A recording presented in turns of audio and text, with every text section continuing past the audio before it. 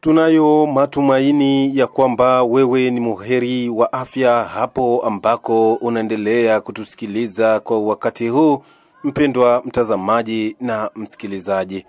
Tunakusalimu hapo ulipo kwa majira ya yale ambayo unayo yapatikana kwa sasa.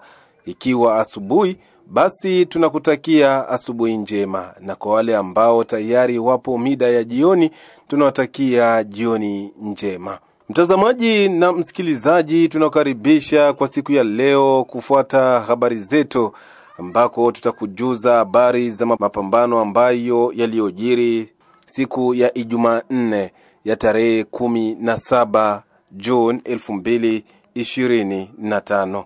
Vile vile tutakujuza kwamba vikosi vya wazalendo vimetoa ujumbe mkali kwa M23 kuanza kuondoka wenyewe kabla bado mashambulizi makali hayajaanzia kwenye kambi zao. Tutakujuza pia habari zingine za eneo tofauti. Ila mtazamaji, tunakuomba tuambatane mwanzo hadi tamati ili upate kuelewa mengi zaidi kwa yale ambayo tumekuandalia kwa siku ya leo.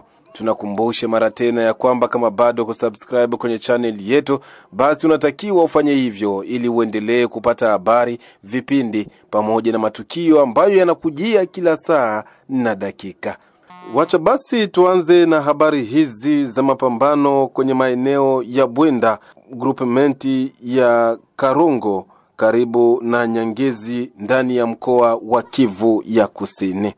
Mapambano makali yamejiri mara tena siku ya Ijumanne ya tarehe 17 June 2025, ambako vikosi vya M23 wamekwenda kuvamia kambi za wazalendo katika maeneo hayo. Mapambano hayo yalianza asubuhi mapema na ambayo ilipelekea raia wengi kuyahama makao yao na wengine kukimbilia ndani ya mapori.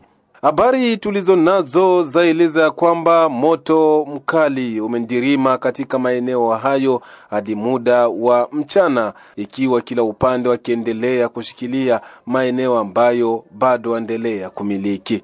Vikosi vya wazalendo vimejidhibiti vizuri na kuendelea kupigania maeneo hayo ambayo hadi sasa waendelea kuyashikilia licha ya moto mkali ambayo uliokuja na M23. Wacha tukujuze ya kwamba vikosi vya wazalendo vinaendelea kujiweka moto vizuri. Ukiangalia katika maeneo ya Bwegera ambako vikosi vya wazalendo viliwasha moto katika maeneo hayo ambayo ilipelekea M23 kuachilia kipande mojawapo ya eneo hilo ambalo walikuwa wameshikilia. M23 kwa sasa hivi waonekana kutokuwa na nguvu zozote katika maeneo hayo ya shamba za vita, ukilinganisha na moto ambao walikuwa nao tangu walipoanzisha operesheni hiyo huko mkoa wa Kivu Kaskazini hadi sasa kwenye mkoa wa Kivu ya Kusini. Wazalendo waendelea kuonekana kuwa imara kwa vile ambavyo wameendelea kudhibiti katika maeneo hayo kupitia ukuta wao ambao waliweka ndani ya tarafa la Uvira. Mapambano hayo ambayo yaliyokutanisha kati ya M23 dhidi ya vikosi vya wazalendo yalichukua masaa mengi zaidi, na hivyo risasi za aina tofauti ziliweza kusikika katika mapambano hayo. Hadi sasa wacha tukujuze ya kwamba bado ni vigumu kwa kuweza kufahamu wanani ambao wanaendelea kumiliki katika maeneo hayo ya Bwenda, ila habari za uhakika zaeleza ya kwamba bado ni vikosi vya wazalendo ambavyo vinaendelea kushikilia katika maeneo hayo ya Bwenda licha ya moto mkali ambayo ulikuja na vikosi vya M23. Mengi zaidi ni katika taarifa zetu zinazofuata, ndiko ambako tutakujuza yale ambayo yatakayoendelea katika maeneo hayo ya shamba za vita. Hapo awali tulikujuza ya kwamba vikosi vya wazalendo katika maeneo yote ya nchi ya Jamhuri ya Kidemokrasia ya Kongo, hasa pale ambako kambi kubwa ikipatikana katika tarafa la Uvira ambako kunaendelea kupatikana majemedari wengi na makamanda, wametoa ujumbe mkali ukielekea kwa vikosi vya M23. Wazalendo wametoa ujumbe mkali wa kuomba vikosi vya M23 kuanza kuondoka wenyewe katika position zote ambazo wanaendelea kuzipatikana, ikiwa katika mkoa wa Kivu ya Kusini na ule mkoa wa Kivu Kaskazini. Wazalendo wamesema ya kwamba siku zilizopita walipokea ujumbe kutoka kwa M23 ambao uliwaambia wazalendo ya kwamba kutangulia na ondoka katika maeneo yote ambayo wanayoyapatikana, kwa sababu wamekuja sasa na moto mkali ambao utakuja kuwakimbiza maeneo yote ambayo wanayoyapatikana. Licha ya ujumbe huo wa M23 ambao uliwataka wazalendo kujipanga vilivyo kwa sababu ya moto ambao watakuja nao, kwa sasa tarehe hizo zimekwisha kupita, na sasa vikosi vya wazalendo vimesema ya kwamba siku zilizopita walikuwa ni mabeki na hivi sasa wamegeuka washambuliaji, na nizamu sasa ya M23 kuanza kuondoka katika maeneo yote ambayo wanayoyashikilia, kwa sababu moto ambao utakuja hivi sasa na vikosi vya wazalendo ni moto wa kupindukia kiasi, ni moto ambao hutoweza kuzuilika kwa sasa. Wazalendo wamesema ya kwamba hivi sasa inakuwa ni muda wa kuweza kukomboa katika maeneo yote ambayo yanayoshikiliwa na M23. Na hapa, mpendwa mtazamaji na msikilizaji, na kukaribisha kufuata ujumbe huo ambao umetolewa na vikosi vya wazalendo kuwataka M23 kujipanga vilivyo na kukutaniwa wanaondoka maeneo yote ambayo wanayoyapatikana. Asante mara tena wakongomani wote mahali popote pale mulipo, na watakia afya njema na yenye baraka kubwa sana. Pia Mungu azidi kuwabariki mahali popote pale mulipo. Leo ni siku ya pili, tarehe 17 mwezi wa 6 2025.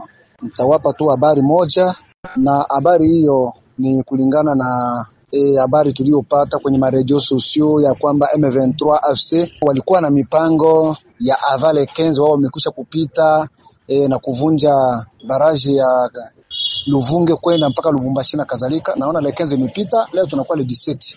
Ujumbe na habari tunapelekea Kongomani wote na hao magaidi wa M23 na AFC pamoja na wavamizi wa nchi yetu Rwanda. Tunawapelekea ujumbe na tangazo ya kwamba kabla haijafikiria tarehe 15 sisi tulicheza mpira wa kuzuia.